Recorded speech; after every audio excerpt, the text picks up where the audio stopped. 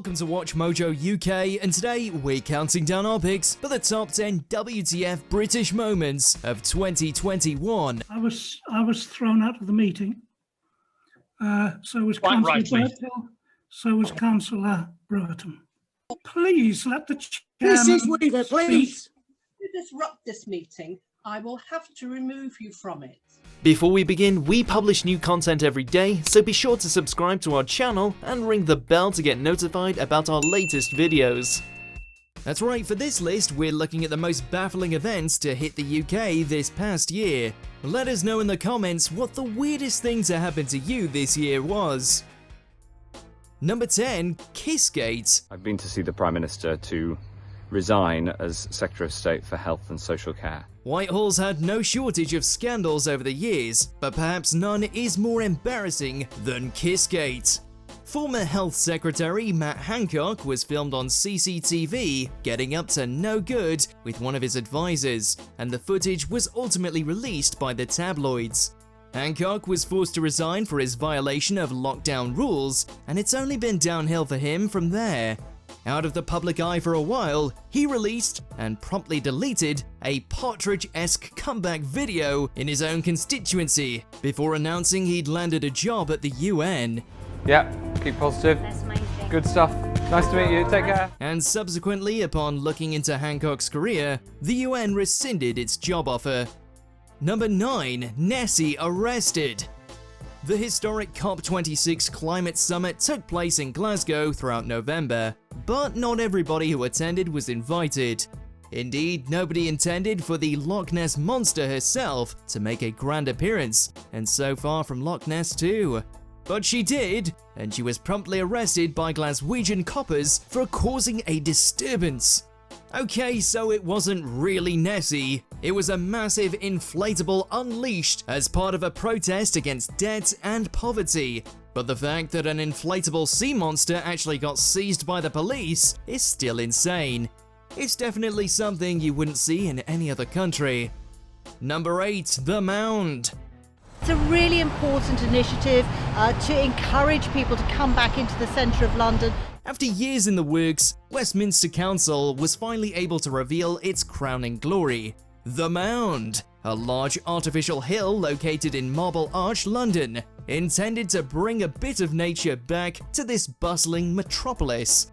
Of course, Londoners being Londoners, nobody was impressed with the abysmal pile of mud and astroturf, especially not when the council kept revising its estimates of how much it cost. Initially quoted at £2 million of public money, this figure eventually rose to £6 million. Something new, something interesting that people hadn't been able to do before, and this really fits the bill. And after the massive backlash, the mound was made free to enter. Yep, they were really charging people to walk to the top and back down again. Number 7, Euros Final. 2021 became a monumental year for English football, as the England team went all the way to the finals in the Euros. The final against Italy was tough, and we ultimately lost on penalties after being 1-1 for most of the match. But what makes the final a WTF moment was the behaviour of the fans. Notably, lax security meant rowdy England fans were able to storm Wembley Stadium. Ticketless supporters invaded the stands, even stealing the seat of the Italian coach's young child.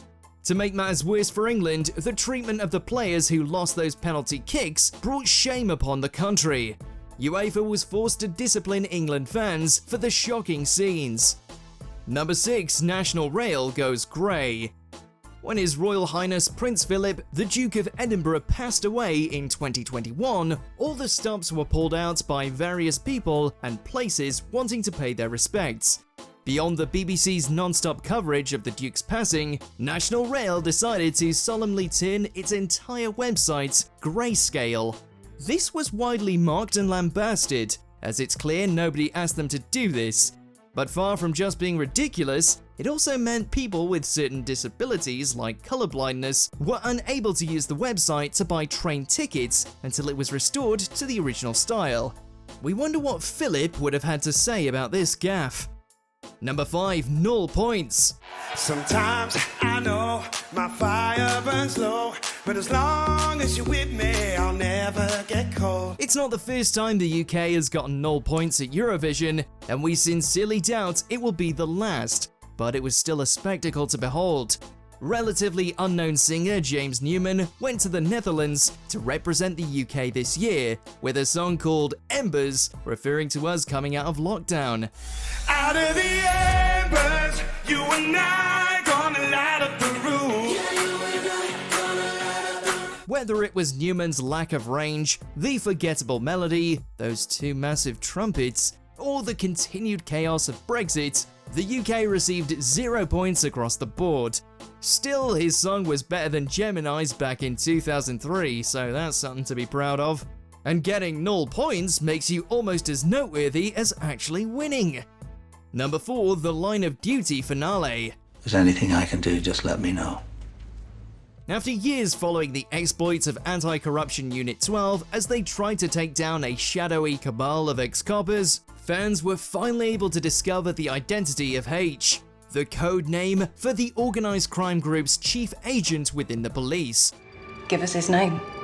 Suffice to say, fans were not happy with the reveal, though we're not going to spoil it here. If you haven't seen it, don't worry.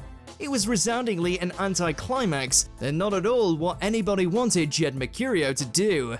Mercurio himself has gone to bat for the ending, while star Martin Compston was sympathetic to fans' disappointment. Come off it, no way. Number 3, Geronimo the alpaca. You're not taking him off this farm. August 31st, 2021 marked a dark day for Britain. Geronimo the alpaca, that may or may not have had bovine tuberculosis, finally left this world after being seized by DAFRA agents. The media circus around Geronimo was absolutely baffling, and it seemed to be the only thing papers were talking about for weeks. I'm absolutely disgusted by this government. The situation got worse when leader of the opposition, Keir Starmer, decided to comment on the story, saying that Geronimo has to die if the tests say he has TB. I cannot consent to have a healthy animal euthanized. Months on, and even the post-mortem has been inconclusive about whether Geronimo had the disease at all. Even personal appeals to Boris Johnson couldn't save Geronimo in the end. Number 2, Hancock Parish Council meeting. It seems like a lifetime ago that the internet was given this goldmine of a viral video when a meeting of Hancock's local parish council was posted online and started gaining traction. You have no authority here, Jackie Weaver. No authority at all. The breakout star of the bizarre Zoom call was, of course, Jackie Weaver, who's since become a celebrity for her efforts to contain the chaotic call and keep the meeting on track, going as far as to kick people out when they made a fuss. Where's the chairman gone? Like to elect a chairman for this meeting. You don't have to elect a chairman, there's a chairman already installed. However, in November, the council was back in the news after the announcement that it was going to change its name to Hancock Town Council to get away from the toxic connotations it had brought on. That'll definitely work, I'm sure. Number 1, Piers Morgan quits GMB.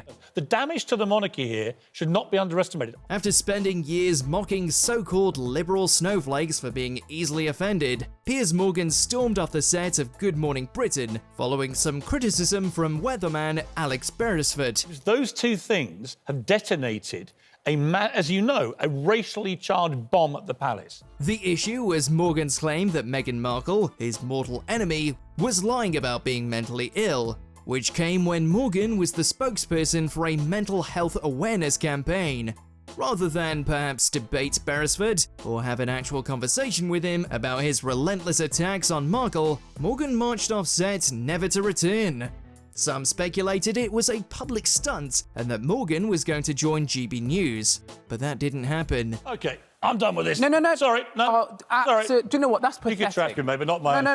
See you later. I'm being... Sorry, can't do this. This is absolutely diabolical behaviour. He's since been replaced by Richard Madeley, and GMB hasn't been the same since. Do you agree with our picks? Check out this other recent clip from WatchMojo UK and be sure to subscribe and ring the bell to be notified about our latest videos.